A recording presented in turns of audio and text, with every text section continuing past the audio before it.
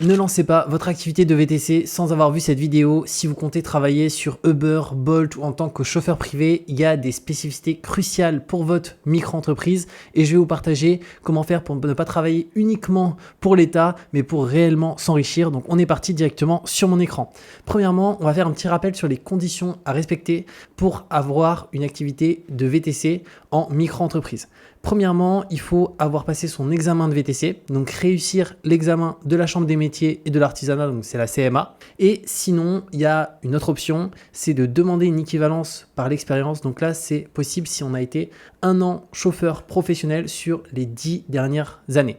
Mais pour la majorité des VTC, on va plus passer par l'examen parce que c'est plus simple, c'est un examen et après c'est réglé directement. Deuxième point, le permis de conduire valide hors période probatoire. Donc si quelqu'un à 18 ans vient d'avoir son permis, pour l'instant, il ne peut pas être chauffeur VTC, que ce soit pour lui en tant qu'indépendant, mais aussi directement sur les plateformes Bolt, Uber, etc. Ensuite, troisième point, casier judiciaire, donc c'est le bulletin numéro 2 qui doit être vierge de condamnation pour délits graves, donc tout ce qui est vol, escroquerie, agression, conduite sans permis, etc. Et le casier judiciaire, on peut le demander directement en ligne et on y accède en instantané au format PDF, il suffit de le télécharger. Et quatrième point, un certificat médical à avoir aussi, donc c'est une aptitude physique certifiée par un médecin agréé, donc c'est le formulaire, c'est un CERFA, c'est le 14 880, mais ça aussi, voilà, très simple à avoir. Maintenant, après, qu'est-ce qui se passe? Ça va être la demande de carte. Donc la demande, elle se fait en ligne sur le site démarche-simplifié.fr. Donc le coût pour la fabrication, c'est 57,60 € plus les frais d'envoi donc de l'imprimerie nationale juste ici. Et après l'obtention, une fois la carte reçue, là, on va avoir le choix au niveau du statut juridique, soit la micro-entreprise, soit la société, qui vont être l'un des deux, qui est obligatoire pour exercer. Parce qu'on est obligé d'avoir une entreprise pour exercer en tant que chauffeur VTC directement. Et donc, dans cette vidéo, on va voir comment créer sa micro-entreprise en tant que chauffeur VTC avec toutes les bonnes optimisations pour faire en sorte qu'on paye le moins de taxes possible de manière 100% légale et aussi optimisée. Et c'est pas mal d'éléments qui sont vraiment importants et propres à notre activité de VTC. Donc on est parti. Donc pour ça, je vais passer par le service de Legal Place, qui est le service numéro 1 en France, notamment pour les VTC, pour créer son activité, que ce soit en micro-entreprise ou en société. Et ça va faciliter grandement les démarches. On va avoir aucune gestion avec le greffe et l'administration. Donc je mettrai un QR code à l'écran que tu peux scanner, qui te permet d'arriver directement sur cette page. Et on est parti. Donc là, nous, on va cliquer sur créer une micro-entreprise, donc pour notre activité de chauffeur VTC. Ensuite, quand souhaitez-vous démarrer votre activité? Donc là, on va mettre dès que possible. Avez-vous déjà été auto-entrepreneur? Donc non.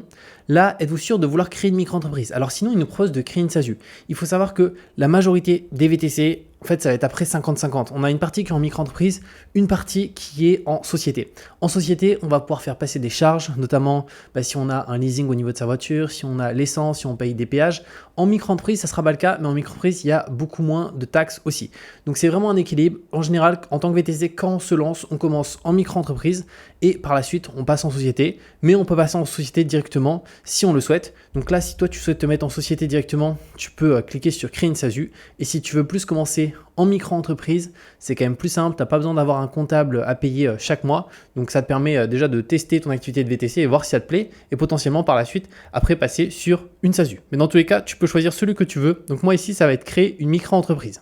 Ensuite, où sera fixé le siège social de la micro-entreprise? Alors ça, c'est hyper important, c'est la question de la domiciliation. Donc là, il y a plusieurs possibilités. Ça peut être à notre adresse personnelle, mais clairement, je te le déconseille. Pourquoi? Parce que ça va faire en sorte que quand quelqu'un va taper juste ton nom de famille sur Internet ou prénom, nom de famille, automatiquement, tu as ton adresse personnelle qui va être visible sur Google, notamment sur tous les registres publics, société.com, Papers, le greffe, etc. Donc en termes de vie privée, c'est vraiment pas terrible là-dessus. Et la deuxième option, ça va être dans d'autres locaux. Donc là, si tu as un local pour ton activité, mais en tant que VTC, on n'a généralement aucun local pour notre activité. Donc ça ne nous concerne pas. Et troisième option, c'est la domiciliation. Donc là, c'est ce que font la majorité des chauffeurs VTC. Pourquoi? Parce que ça permet de protéger son adresse personnelle sur Internet. Quand quelqu'un tape notre prénom et notre nom, ça sera uniquement l'adresse de domiciliation qui sera visible. Donc c'est beaucoup mieux. Et il faut savoir aussi qu'il y a un deuxième intérêt qui est hyper intéressant, c'est concernant la CFE. La CFE, c'est quoi? C'est la cotisation foncière des entreprises. Donc c'est une taxe qu'on paye chaque année en micro-entreprise ou en société. Et pour le coup, elle va dépendre de deux choses, du chiffre d'affaires qu'on réalise, de notre adresse de domiciliation.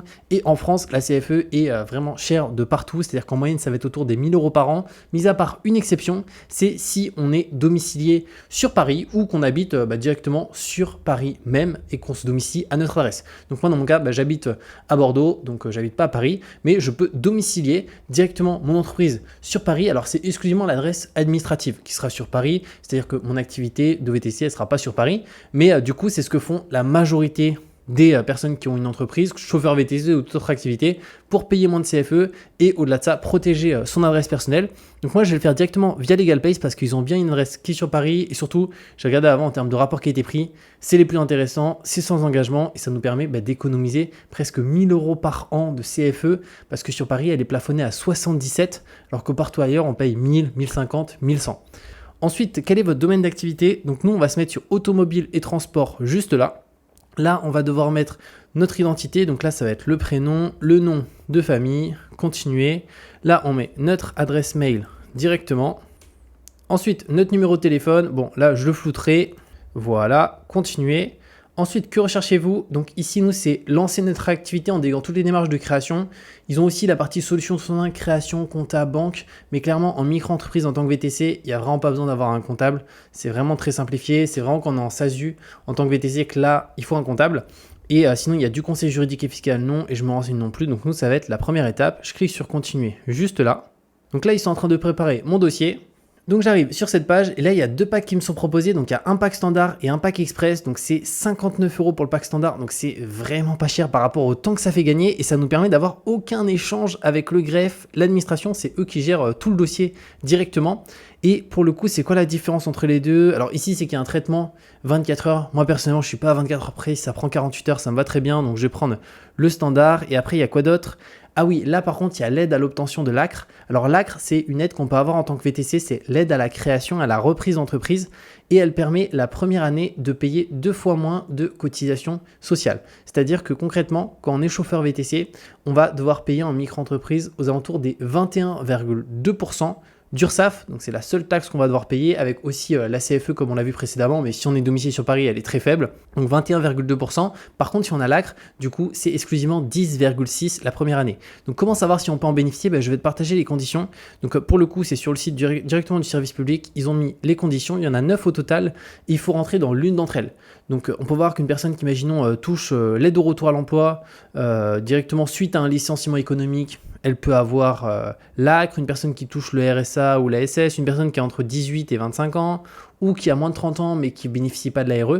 Donc voilà, il faut rentrer dans l'une des conditions ici. Moi, malheureusement, c'est pas mon cas. Mais si tu rentres dans l'une d'entre elles, dans ce cas-là, effectivement, prends le pack express. Comme ça, c'est eux qui gèrent l'ACRE pour toi et ça facilite grandement les démarches. Au moins, tu n'as rien à gérer là-dessus. Moi, je vais prendre le pack standard. Et si comme moi, tu peux pas avoir l'ACRE, prends le pack standard qui est très très bien. Donc, je vais cliquer sur choisir le pack standard. Ensuite, héberger votre micro-entreprise à Paris avec la domiciliation LegalPace. Donc ça, j'en ai parlé un petit peu avant. C'est pour moi la chose la plus importante en micro-entreprise. C'est vraiment concernant la domiciliation, d'être domicilié sur Paris pour payer beaucoup moins de CFE. Et on peut le voir en réduction d'impôt jusqu'à 1 000 € par an de CFE. Donc c'est vraiment énorme. Et au-delà de ça, on protège notre adresse directement. Et concrètement, comment ça fonctionne? En fait, c'est très simple. C'est que si on n'habite pas sur Paris, on ne va pas du tout se rendre sur Paris à la boîte aux lettres, etc.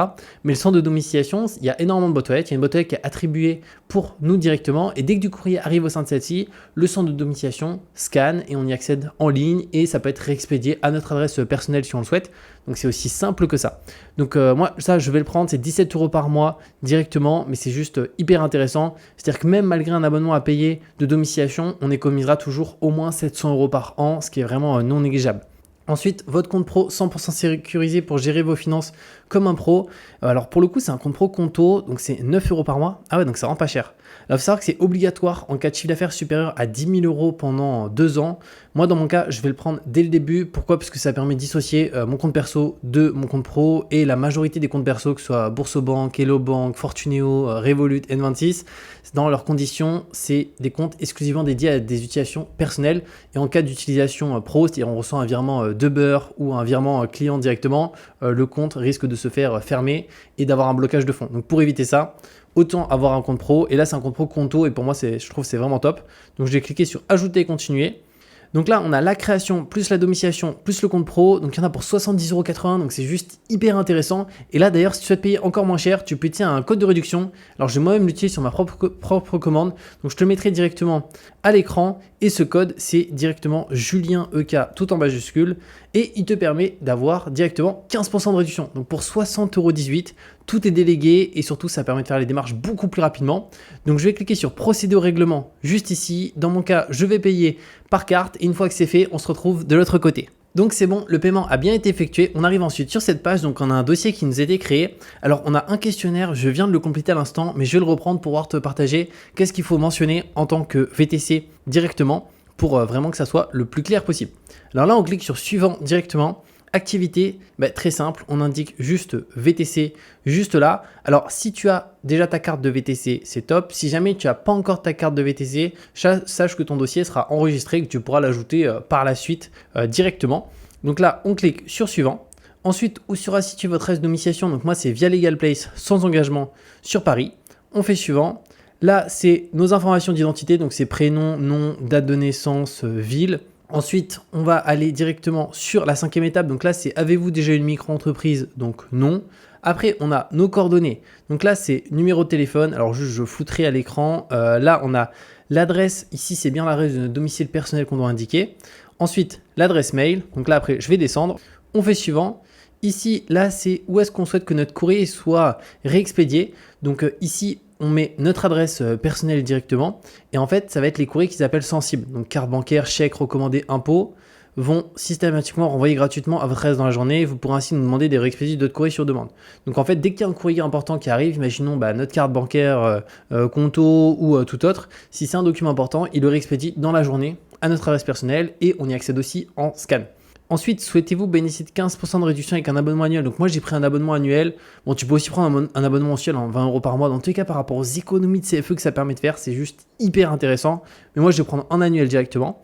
Et souhaitez-vous recevoir tous les originaux par voie postale? Là, j'ai mis non. Je t'invite à mettre non, comme ça, c'est gratuit. Et on reçoit exclusivement les originaux des courriers sensibles. Et pour tous les documents qui ne sont pas sensibles, souvent, ça va être des publicités de magasins ou tout autre. Donc ça, il n'y a pas besoin qu'ils nous le réexpédient à notre adresse personnelle. Et avez-vous un justificatif de domicile à votre nom? Donc si tu es locataire ou propriétaire, tu mets oui. Si jamais tu es hébergé chez quelqu'un, tu mets non. Et ensuite, on clique sur suivant. Êtes-vous une personne politiquement exposée? Non. Suivant. Là, c'est notre numéro de sécurité sociale. Ici, c'est son régime d'assurance maladie. Donc là, il faut savoir que pour 90% de la population, on est au régime général. Mais tu peux aussi être sur un autre régime si tu es travailleur indépendant, tu es TNS. Si pour le coup, tu peux être autre. Imagine une personne qui est retraitée ou tout autre élément. Voilà, 90% régime général. En plus de votre micro-entreprise, allez-vous également rester? Ça, c'est si on a une activité en parallèle. Imaginons on est salarié. Alors moi, c'est pas le cas, donc j'ai mis non. Êtes-vous gérant d'une SARL, EURL non plus? Et ça, c'est le chiffre d'affaires qu'on prévoit de faire la première année avec notre micro-entreprise. Donc moi, j'ai mis entre 10 000 et 40 000. Alors c'est une estimation, ça n'engage à rien, mais moi, je pense faire autour des 30 000 € la première année. Donc j'ai indiqué juste ici. Et on fait suivant. Ensuite, concernant les cotisations sociales, alors c'est ça qu'on va devoir payer à l'URSSAF en tant que VTC. Et pour le coup, c'est soit une fois par trimestre où on va devoir payer sur les 3 mois précédents, soit directement, c'est tous les mois où on paye le mois précédent. Moi, personnellement, je préfère faire une déclaration tous les 3 mois plutôt que une déclaration tous les mois. Ça en fait 4 par an au lieu de 12. Donc, je préfère me mettre sur tous les 3 mois. Je fais suivant. Là, l'impôt sur le revenu, ça c'est si on peut opter pour le versement libératoire. Alors le versement libératoire concrètement, c'est qu'au niveau de l'impôt sur le revenu, de base on le paye une fois à la fin de l'année et ça s'arrête là. Mais en micro-entreprise, il est possible si on peut en bénéficier. Donc il y a des règles, en fait c'est basé sur une année de référence N-2. Donc pour le coup, si on peut en bénéficier, ça permet au lieu de payer des impôts à la fin de l'année, si je prends l'exemple d'une personne qui va être ici à VTC, c'est que c'est considéré comme une activité ici de prestation. Donc on va être à 1,7%. Donc 1,7%. À la fin de l'année, il ne paiera pas d'impôts, mais imaginons il doit payer autour des 21% d'URSSAF. Il ne va pas payer 21, il va payer 22,7. Mais au moins, à la fin de l'année, il n'a pas d'impôt à payer. Donc ça, c'est vraiment au choix. Moi, dans mon cas, je ne peux pas en bénéficier, mais c'est basé sur l'année N-2. Il faut regarder son avis d'impôt et être inférieur à 27 478 €. C'est des seuils qui n'ont pas bougé pour cette année 2026 et qui ne bougent pas depuis des années. Donc voilà, ça, c'est un élément important. Donc ensuite, on fait suivant. Cas particulier, donc dans mon cas, j'ai mis aucun des choix ci-dessous. Suivant, le compte pro, j'ai déjà pris. Donc je vais cliquer sur le 14. Assurance professionnelle. Alors ça, il faut savoir que c'est obligatoire en tant que chauffeur VTC.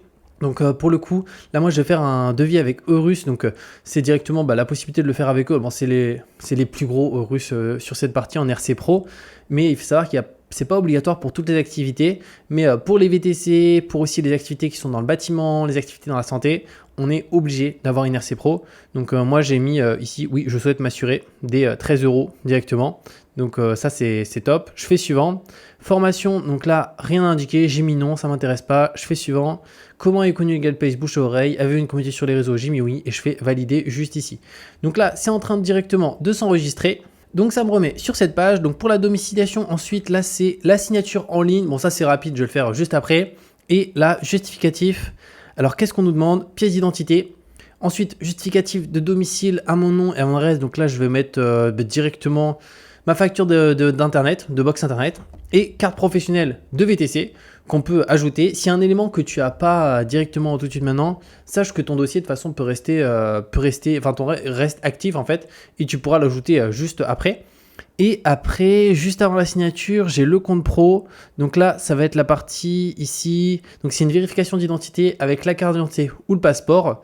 Et une fois que ça c'est bon, je pourrais faire la signature juste ici. Donc ce que je vais faire, c'est que je vais déposer les dernières pièces justificatives juste là. Donc voilà comment ça se passe pour créer sa micro-entreprise en tant que VTC avec toutes les bonnes optimisations. N'hésite pas d'ailleurs si tu as la moindre question à me la mettre en commentaire, je te répondrai avec plaisir. Et comme je t'ai dit, je te mets un lien ci-dessous pour créer ta micro-entreprise en tant que VTC. Et au-delà de ça, tu peux utiliser le code promo qui est JulienOK qui te permet d'avoir 15% de réduction sur la création, mais aussi sur la partie domiciliation, compte pro. Donc c'est juste hyper intéressant et on se retrouve de toute manière très bientôt pour de nouvelles vidéos.